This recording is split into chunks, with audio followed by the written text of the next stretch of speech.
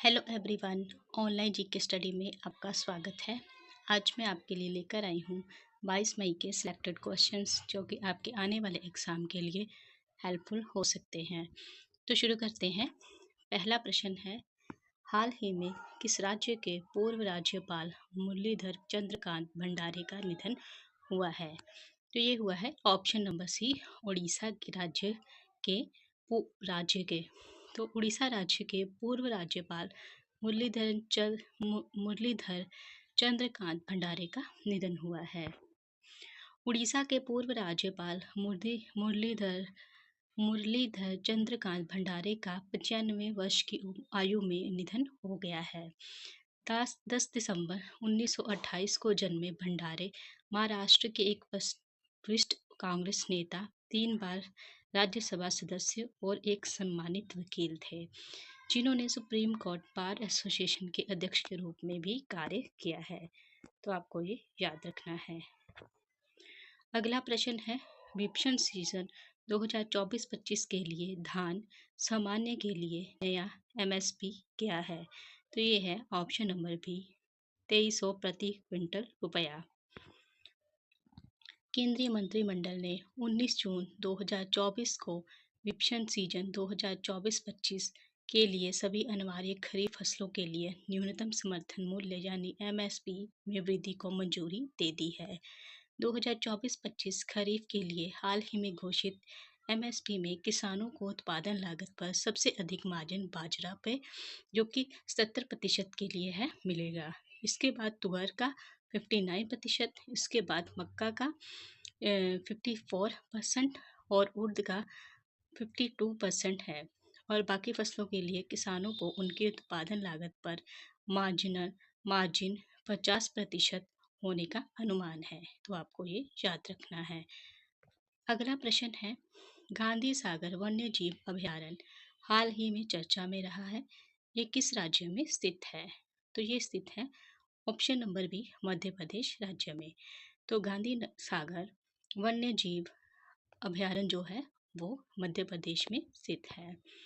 मध्य प्रदेश सरकार ने हाल ही में गांधी सागर वन्य जीव अभयारण्य में चीतों को रखने की तैयारी कर ली है, जो भारत में कूनो राष्ट्रीय उद्यान के बाद चीतों का दूसरा घर होगा।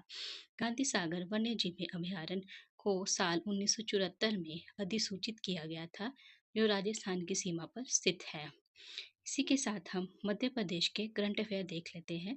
न्यायमूर्ति सतेंद्र सिंह को मध्य प्रदेश का लोकायुक्त नियुक्त किया गया है। भारत के सबसे बुजुर्ग स्लॉथ भालू बबलू का भोपाल के चिड़ियाघर में निधन हुआ है। मध्य प्रदेश में देश की पहली स्वस्थ और स्वच्छ फूड स्ट्रीट प्रसादम का उद्घाटन किया गया है। और मध्य प्रदेश की कैबिनेट ने रानी दुर्गावती अन्न प्रोत्साहन योजना को मंजूरी दी है। तो ये सारे पॉइंट आपको याद रखने हैं, जो कि आपके मध्य प्रदेश करंट अफेयर के बहुत ही इंपॉर्टेंट फैक्ट्स हैं। अगला प्रश्न, दुनिया के सबसे ऊंचे रेलवे पुल पर भारतीय रेलवे ने पहला ट्रायल रन पूरा किया है, ये किस नदी पर है? ये है ऑप्शन नंबर बी, चेनाब नदी पर। तो चेनाब नदी पर दुनिया का सबसे ऊंचे रेलवे पुल का जो है ट्रायल रन पूरा किया गया है, जो कि चेनाब नदी पर है। केंद्रीय रेल मंत्री अश्विनी वैष्णव ने घोषणा की कि संकलदान रियासी ट्रेन का पहला ट्रायल रन पूरा हो गया है, जो दुनिया के सबसे ऊंचे रेलवे पुल चेनाब को पार करने का एक महत्वपूर्ण मील पत्थर है। यह पुल जम्मू और कश्मीर क्षेत्र में चेनाब नदी के ऊपर 359 मीटर लगभग 109 फीट ऊपर बनाया गया था और आईफल टावर से लगभग से 35 मीटर ऊंचा है। तो ये दुनिया का सबसे ऊंचा जो है ऊपर जो बनाया गया टावर है। अगला प्रश्न है, एक्सरसाइज रेड फ्लैग 2024 का दूसरा संस्करण कहाँ आयोजित किया गया है?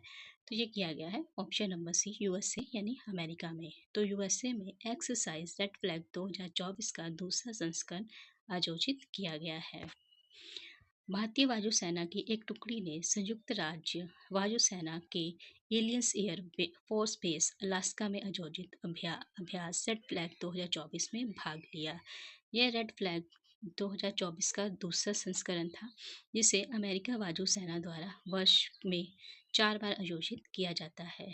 इस अभ्यास में भारत के अलावा सिंगापुर, यूनाइटेड किंगडम और नीदरलैंड की एयरफोर्स ने भी भाग लिया है, तो आपको ये याद रखना है। अगला प्रश्न है, हाल ही में किसे साहित्य अकादमी युवा पुरस्कार 2024 प्रदान किया गया है? तो ये किया गया है ऑप्शन नंबर सी, गौरव पांडे को। तो गौरव पांडे को साहित्य अकादमी युवा पुरस्कार 2024 दिया गया है। अभी हम और भी पुरस्कारों के बारे में देख लेते हैं।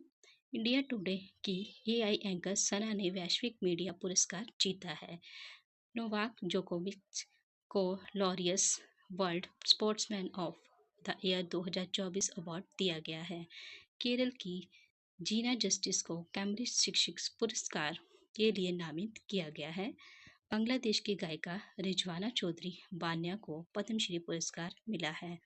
और किस मानवता के ISS मानवतावादी सम्मान 2024 से रतन टाटा को सम्मानित किया गया है। तो ये वाले आपको इम्पोर्टेंट पुरस्कार जो है वो आपको याद रखने हैं। अगला प्रश्न है, धनलक्ष्मी बैंक के प्रबंध निदेशक यानी MD और CEO के रूप में किसे नियुक्त किया गया है? तो ये किया गया है option number A, Ajit Kumar KK को। तो अजीत कुमार केके को धनलक्ष्मी बैंक के MD और CEO के रूप में नियुक्त किया गया है। अजीत कुमार केके को धनलक्ष्मी के प्रबंध निदेशक और CEO के रूप में नियुक्त किया गया है। उनका कार्यालय 20 जून 2024 से 30 साल की अवधि के लिए शुरू होगा। नियुक्ति को भारतीय रिजर्व बैंक द्वारा मंजूरी दे दी गई है और धनलक्ष्मी बैंक कंपनी अधिनियम 2013 और सेबी नियमों के अनुसार नियुक्ति के लिए शेयरधारक की मंजूरी मांगेगा। तो आपको ये याद रखना है। अगला प्रश्न है, पेटीएम ने किसे गैर कार्यकारी स्वतंत्र निदेशक नियुक्त किया है? तो ये किया है option number C, Rajiv Agarwal को। तो राजीव अग्रवाल को पेटीएम के गैर कार्यकारी स्वतंत्र निदेशक के रूप में चुना गया है।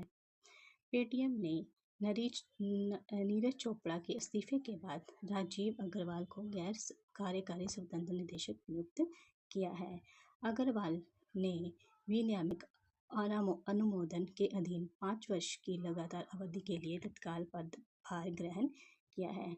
बात करें पेटीएम की, तो ये एक भारतीय कंपनी है। इसकी स्थापना 2010 में हुई थी।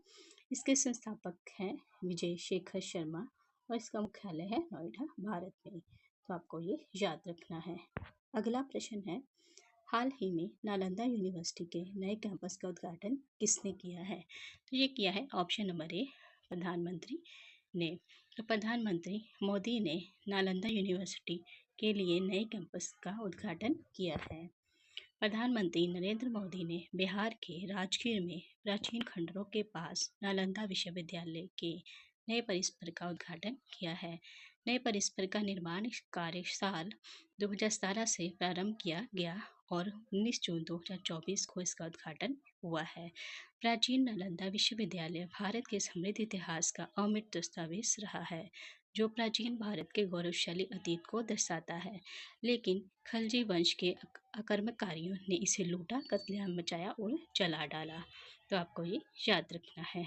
अगला प्रश्न है, हाल ही में किस देश के वैज्ञानिकों ने सौर घूर्णन का नया पैटर्न खोजा है? तो ये खोजा है ऑप्शन नंबर सी, चीन ने।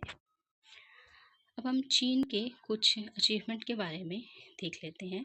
भारत सरकार चीन की सीमा पर सड़कें बनाने के लिए प्रति किलोमीटर 2 करोड़ रुपए खर्च करेगी। चीन ने यू फेडगोंग को भारत में अपना नया राजदूत नियुक्त किया है। चीन ने थॉमस और उबेर कप बैडमिंटन जीता है। चीन ने अपने स्पेसक्राफ्ट शेंगयोंग 18 को लॉन्च किया है। अंटार्कटिक वैज्ञानिक अध्ययन के लिए चीन ने विंगलिंग स्टेशन का अनावरण किया है। तो ये थे हमारे आज के महत्वपूर्ण प्रश्न, जो कि आपके आने वाले एग्जाम के लिए हेल्पफुल हो सकते हैं। तो मिलते हैं कल के वीडियो में। धन्यवाद।